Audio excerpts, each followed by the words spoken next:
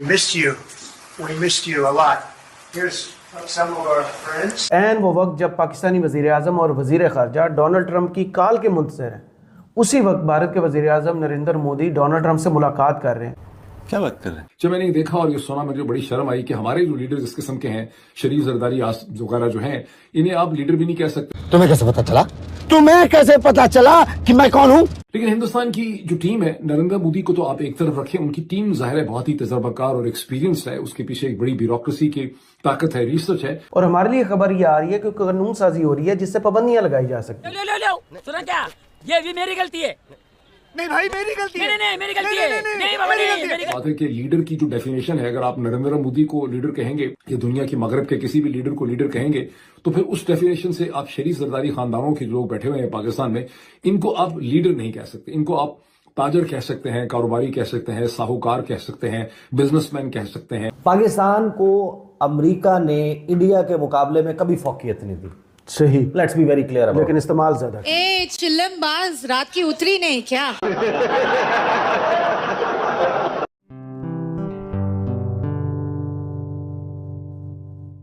नमस्ते दोस्तों, जय हिंद। निक न्यूज़ बर्नर की रिएक्शन वीडियो में आप सभी का स्वागत है। तो दोस्तों, आपने जैसा कि शुरुआत की वीडियो में देखा, मोदी और ट्रंप की मुलाकात हुई है और ट्रंप ने मोदी जी को बड़ा मिस किया, इस वीडियो में दिखाई दे रहा है। और एक कॉन्फ्रेंस के दौरान किसी पत्रकार ने ट्रंप से पूछ लिया कि बांग्लादेश की जो सरकार है उसे हटाकर एक केयरटेकर को उसकी सरकार में बिठा दिया गया है, इसको कैसे समाधान होगा। तो दोस्तों, ट्रंप ने साफ साफ कह दिया इसको संभालने के लिए मोदी जी है, मोदी जी इसे संभाल लेंगे बड़े आराम से। और दोस्तों, आपने देखा जैसे कि पूरी दुनिया को मोदी जी पर कितना विश्वास है, लेकिन पाकिस्तान तो पाकिस्तान है, वो अपने मज़े लेने पर आ गया, अपने मज़े ले रहा है। लेकिन दोस्तों, अब पाकिस्तान को ये कौन समझाए कि पाकिस्तान खुद भिखारी है, वो बांग्लादेश को देगा क्या? बांग्लादेश भी पाकिस्तान की गोद में जाकर बैठ गया है। तो दोस्तों, भिखारी भिखारी मोसेरे भाई। दोस्तों, जैसे कि पाकिस्तान से अब बांग्लादेश भीख मांगने पर आ गया है, तो पाकिस्तान को लग रहा है, बड़प्पन महसूस हो रहा है उसे कि उससे भी कोई भीख मांगने आया है, लेकिन वो खुद भूल गया है, वो खुद भीख पर चल रहा है पाकिस्तान। और दोस्तों, ये रिपोर्ट भी आ रही है कि पाकिस्तान पर और पाबंदियां लगने वाली है, ये पाकिस्तान का रिपोर्टर खुद खुलासा कर रहा है। तो दोस्तों, इसी टॉपिक पर चलते हैं आगे की वीडियो की तरफ। धन्यवाद। जब भारतीय वजीर आजम नरेंद्र मोदी व्हाइट हाउस में सदर ट्रंप से मुलाकात की तैयारी कर रहे थे चंद घंटे पहले, तो तकरीबन उसी वक्त Pakistani American political action committee के मेंबरान अमेरिका के जो ताकतवर ऐवान है, यानी अमेरिकी कांग्रेस, उसके जो अरकान हैं, उनसे पाकिस्तान में जमहूरियत की बहाली, इंसानी हुकूक की पामाली को रोकने के लिए और सियासी अफीरान बशमूल साबिक वजीर आजम इमरान खान साहब की रिहाई के लिए अपना असर इस्तेमाल करने की अपील कर रहे थे। आउटकम क्या निकला इसका? आउटकम ये निकला कि ये फैसला हुआ कि हिंदुस्तान और अमेरिका के दरमियान में एक बाकायदा तौर पर डिटेल्ड ट्रेड टॉक्स होंगी जो कई महीने चलेंगी, और उम्मीद ये की जाती है कि इसी साल, तो यानी इतनी डिटेल होंगी कि कहा गया है कि हम ये कोशिश करेंगे कि 2025 के अंदर ये जो ट्रेड राउंड और ट्रेड नेगोशिएशंस हैं हिंदुस्तान और अमेरिका के दरमियान, ये कंक्लूड कर सकें। अब ध्यान में रखिए कि जब ये ट्रेड नेगोशिएशंस होंगी तो दोनों मुल्कों को आपस में बहुत बेहतर अंडरस्टैंडिंग की और राब्ते और रवाबित बिल्डअप करने का भी इनको मौका मिलेगा। जिस तरह आपकी समिट मीटिंग्स होती हैं, फॉरेन मिनिस्टर्स की मीटिंग होती हैं, जब आपके ट्रेड नेगोशिएशंस कई महीने तक नेगोशिएटर जो है एक दूसरे से बात करेंगे, बार बार उनके अमेरिका के सेक्रेटरी कॉमर्स, हिंदुस्तान का जो कॉमर्स मिनिस्ट्री है, फॉरेन मिनिस्ट्री है, ये आपस में बात करेंगे, तो एक बहुत ही बेहतर कम्युनिकेशन और बेहतर और क्लोज रिलेशनशिप भी इससे डेवलप करेगा। फिर यह है कि हिंदुस्तान ने ये इंदिया दिया है कि अमेरिका और हिंदुस्तान का जो बायलैटरल ट्रेड है उसे 2030 तक, यानी अगले 5 बरस में उसको डबल कर दिया जाएगा। हिंदुस्तान जो है वो बिलियंस ऑफ डॉलर्स की इंपोर्ट्स करेगा अमेरिका से, जिसमें ऑयल एंड गैस की इंपोर्ट्स भी होंगी, मशीनरी की इंपोर्ट्स भी होंगी। यूनाइटेड स्टेट्स का जो मिलिट्री इक्विपमेंट है वो हिंदुस्तान कहा है कि खरीदेगा। डोनाल्ड ट्रंप ने कहा है कि F-35 फाइटर प्लेन्स, जो इनविजिबल प्लेन्स हैं, जो स्टेल्थ प्लेन्स हैं, वो भी हिंदुस्तान को दिए जाएंगे, जो इस वक्त सबसे लेटेस्ट एरियल प्लेटफॉर्म या वेपन है, वेपन सिस्टम है अमेरिका का। इसी तरह न्यूक्लियर एरिया के अंदर भी कॉपरेशन होगी, जहां पे हिंदुस्तान ने एक इंडो यूएस न्यूक्लियर डील तो साइन कर रखी है, लेकिन किसी किस्म की कोई मटेरियल कॉपरेशन पे प्रोग्रेस जो है नहीं हो सकी। जॉइंट प्रोडक्शंस जो हैं, AI driven products, artificial intelligence के प्रोडक्ट्स पे भी जॉइंट प्रोडक्शन होगी, उसमें आप देख रहे हैं कि हिंदुस्तान उसमें एक बड़ी पोजीशन ले रहा है चीन और अमेरिका के साथ।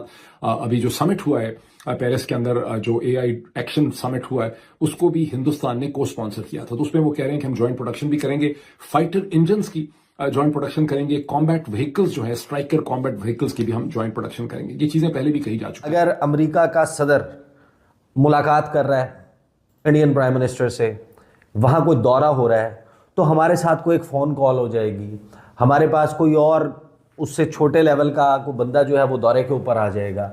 और हम इसको डिप्लोमेसी के टर्म में जब हम उसको रिपोर्ट करते थे कि ये बैलेंसिंग एक्ट है, यानी कि इंडिया को जाहिर है कि जब वो दे रहे हैं वेटेज, और पाकिस्तान और इंडिया के तनाजुर में वो ताल्लुकात को साउथ एशिया के ओवरऑल पर्सपेक्टिव में हमेशा कैलकुलेट करते थे। लेकिन आज वो वक्त है जिस वक्त जो नरेंद्र मोदी और डोनाल्ड ट्रंप की टॉक हुई है मुलाकात के बाद, उससे जो चीज़ें नज़र आ रही हैं, मेरा ख्याल है कि इस वक्त हमारे पॉलिसी साज़ों को, फैसला साज़ों को बैठकर एक मरतबा ये डिसाइड करने की ज़रूरत है कि यार आप डिसाइड कर लें एक ही मरतबा कि ये अब मुफाहमत का वक्त ख़त्म हो गया है।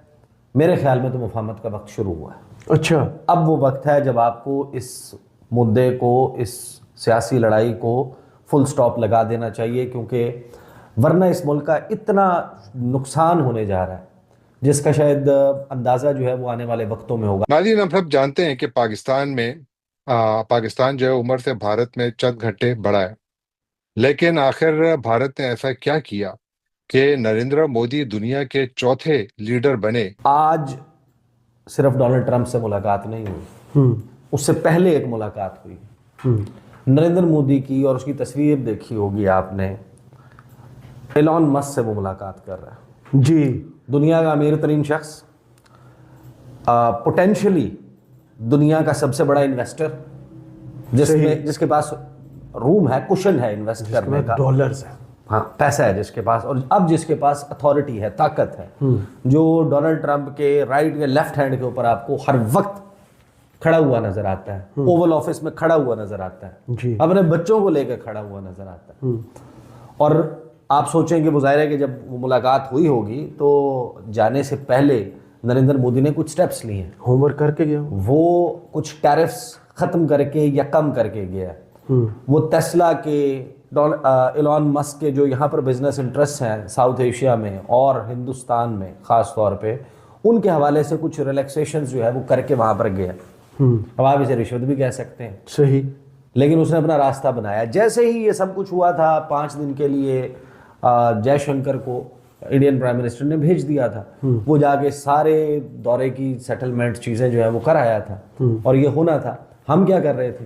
हमारा इस वक्त फोकस है कि हमारा फोकस ये है कि अडयाला जेल में मुलाकात करवानी है या नहीं करवानी है, गेट नंबर 5 को बंद रखना, खोलना, उस पर नजर, जो जाने वाले हैं उनकी तलाशी कैसे लेनी है, अंदर से ख़त आना है, ख़त के मंदरजात क्या होने हैं, दूसरी तरफ सियासी जमातों की।